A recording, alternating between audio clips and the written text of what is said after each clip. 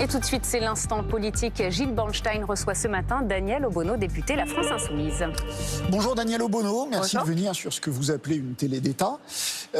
Après les événements de la semaine dernière, Jean-Luc Mélenchon a perdu 7 points dans différentes enquêtes d'opinion. Donc le peuple, que vous évoquez souvent, a l'air de trouver que vous êtes allé un petit peu trop loin, enfin qu'il est allé un petit peu trop loin. Est-ce que ça vous fait réfléchir ? Ce qui est sûr, c'est qu'avec le battage médiatique et la focalisation sur le petit bout de la lorgnette, ça n'a pas permis de faire comprendre pourquoi est-ce qu'il y avait eu cette réaction. En tout cas, nous faisons le travail et je pense qu'on a aussi les échos. Vous avez pu beaucoup vous expliquer. Il a fait une conférence de presse qui a été retransmise en direct sur cette chaîne. Donc, c'est pas forcément un manque d'explication, c'est que peut-être les gens n'ont pas accepté vos explications.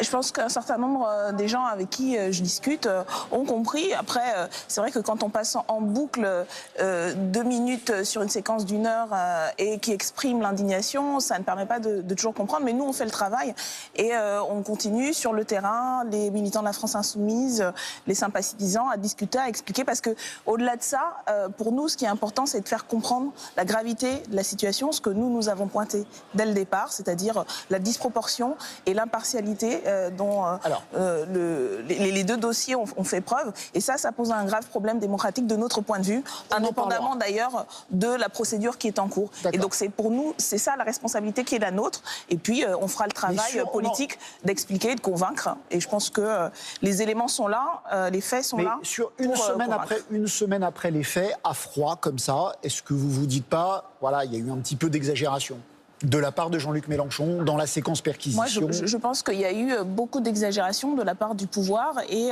y compris de la part la manière dont ça a été rendu compte. Après, une semaine après, nous aurions préféré ne pas subir ces dizaines de perquisitions, donc vous ne regrettez ne pas rien. être empêché de pouvoir assister vous ne regrettez rien, à ces aucune parole, perquisitions. aucun geste.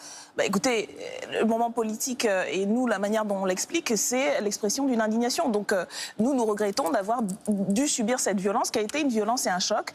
Et donc voilà, après on l'explique, qu'on la comprenne ou pas, qu'on la partage. Je pense qu'au-delà de l'effet effectivement de cette vidéo, de ces images, beaucoup de gens comprennent. Et d'ailleurs, ça a été repris par plusieurs professionnels, notamment de la justice, mais pas que, sur le fait qu'il y a disproportion et il y a un vrai problème entre le pouvoir politique et le pouvoir judiciaire et la manière dont le parquet est soumis au pouvoir politique. Donc derrière, il y a quand même une un grand professionnel de la justice, François Molins, peu suspect de compromission politique, dont tout le monde loue l'indépendance, a dit « Je n'agis pas sur ordre ». François Molins, procureur de Paris, vous ne le croyez pas ?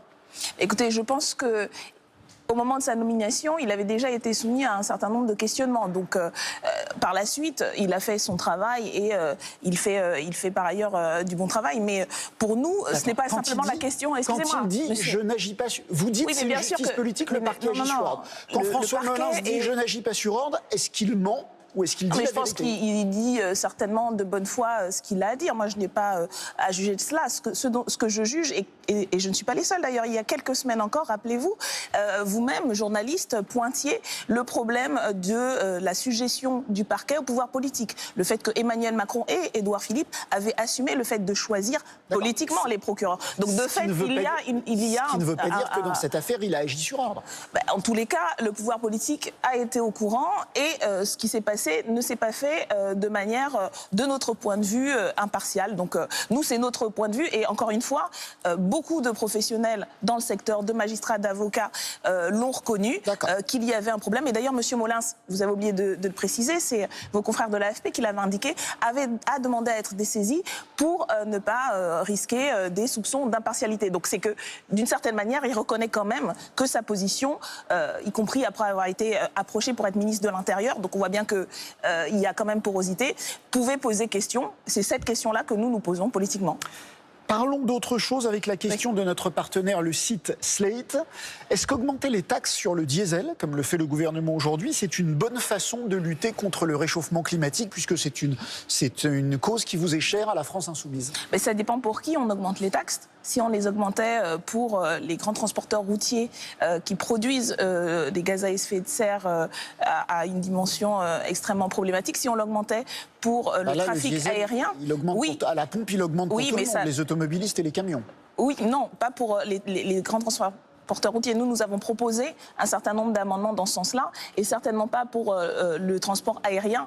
Donc on fait peser effectivement sur les plus modestes une taxation, et sans porter le poids de cet impôt sur les plus gros. Et je pense que c'est une mauvaise manière de prendre en charge un problème dont je pense la majorité de nos concitoyens et concitoyennes ont conscience et seraient prêts à faire un certain nombre d'efforts si c'était mieux partagé, et puis si on lançait véritablement une politique de transition écologique, parce que c'est vraiment une politique de bout de chandelle. On est face aujourd'hui à un enjeu planétaire, civilisationnel, et ce qu'on a, c'est un gouvernement à la petite semaine qui est incapable de mener la transition. En gros, vous êtes d'accord avec Ségolène Royal qui dit que je suis d'accord avec toutes les associations de lutte contre le dérèglement climatique. C'est pas un gros mot, hein, vous avez le droit d'être d'accord avec Ségolène Royal sans vous elle est d'accord certainement aussi avec les associations, et nous sommes très nombreux à penser cela, oui.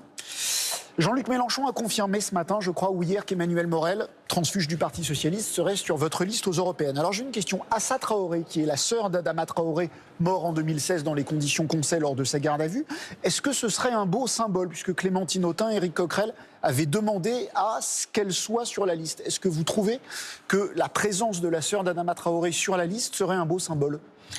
Oui, nous sommes ouverts à toutes celles et tous ceux qui sont d'accord avec nos idées et prêts à les défendre, y compris en termes politiques. Après, là, vous engagez peut-être sa personne sans qu'elle ait donné son point de vue, mais vous verrez, vous allez voir quand nous présenterons l'ensemble de notre liste, il y a des personnes venues de tous les horizons, et je pense que c'est une personne engagée avec des convictions fortes et le type de profil qui existe déjà par ailleurs sur notre liste, mais qui serait les bienvenus. Vous le souhaitez?